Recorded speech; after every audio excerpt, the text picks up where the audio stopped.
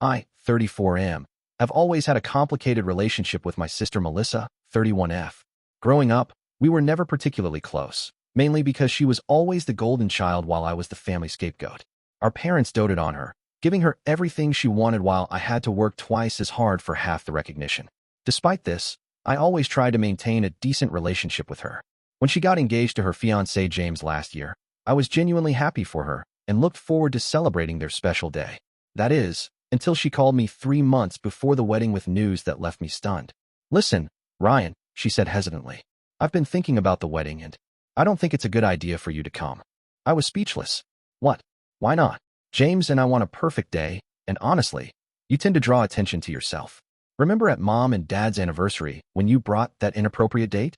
Or at Cousin Sarah's wedding when you got too drunk at the reception?" The inappropriate date was my then-girlfriend who happened to be a tattoo artist.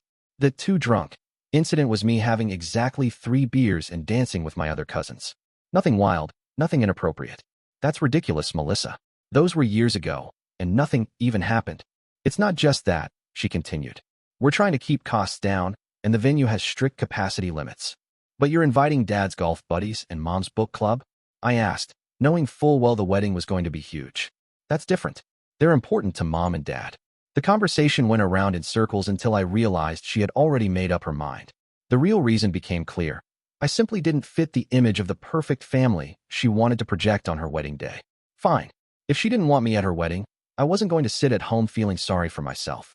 I had been saving for a nice vacation anyway, and this seemed like the perfect time to use it. I booked a 2-week trip to Thailand, something I'd always wanted to do. The dates coincided perfectly with her wedding week.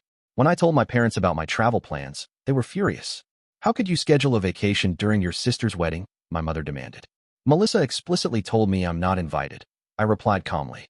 "She's just stressed about the wedding. You know how she gets."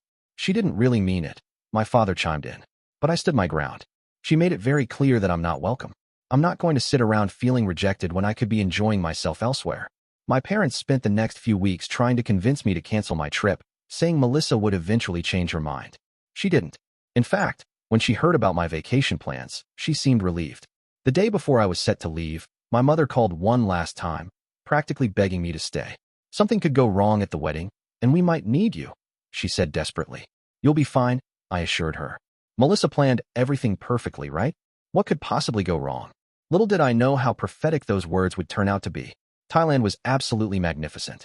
I spent the first week exploring Bangkok's temples, floating markets, and vibrant street food scene. The second week, I headed south to Phuket for some beach time. The day of Melissa's wedding, I was relaxing on a pristine beach, cocktail in hand, not giving the event back home a second thought, until my phone exploded with notifications. At first, I ignored them. I was determined to enjoy my vacation without family drama. But when the messages kept coming in, curiosity got the better of me. What I read left me in disbelief. Apparently, Melissa's perfect day had descended into complete chaos. The caterer had shown up 3 hours late with only half the ordered food. The wedding cake had collapsed in the summer heat before the reception even began. The DJ played the wrong first dance song, and then his equipment malfunctioned, leaving most of the reception without music.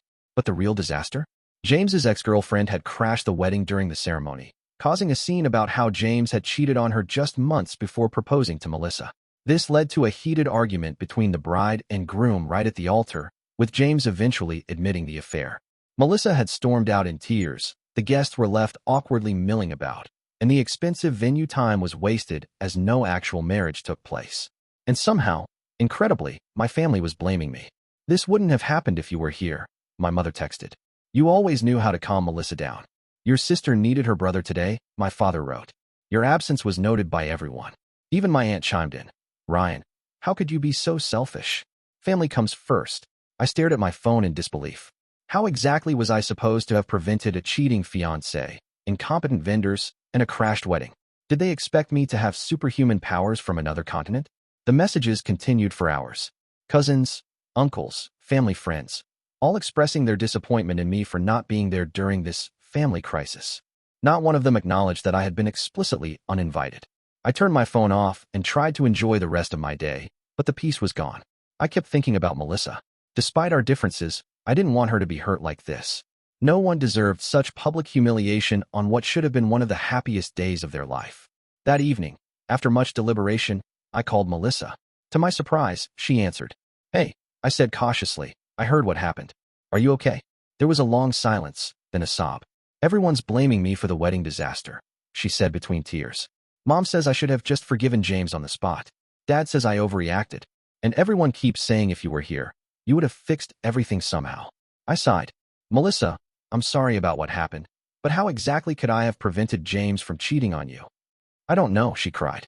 But at least you would have been on my side. You've always been honest with me, even when it hurts. You probably would have spotted what a jerk James was from the beginning. The irony wasn't lost on me. The same qualities that made me an inconvenient addition to her perfect day were now the ones she wished she'd had access to. Our conversation continued late into the night, morning for me in Thailand. Melissa opened up about how controlling James had become during the wedding planning, how she'd started having doubts weeks ago but felt trapped by the momentum of it all.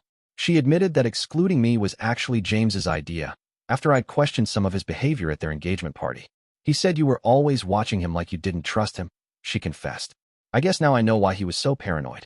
As painful as the conversation was, it felt like the first honest exchange we'd had in years. Before hanging up, I promised to take her out for drinks when I got back, something strong and preferably served with a tiny umbrella. I returned home a week later to a deeply divided family. My parents were still somehow convinced that I should have been there to manage the situation. My extended family had chosen sides, some thinking Melissa was better off discovering James's true nature before marriage, others believing she should have kept the drama private and dealt with it later. The most surprising development came when Melissa picked me up from the airport. She looked different, more relaxed despite everything, wearing jeans and a t-shirt instead of her usual polished look. I brought you something, I said, handing her a small bag with a bottle of Thai rum and a package of colorful cocktail umbrellas.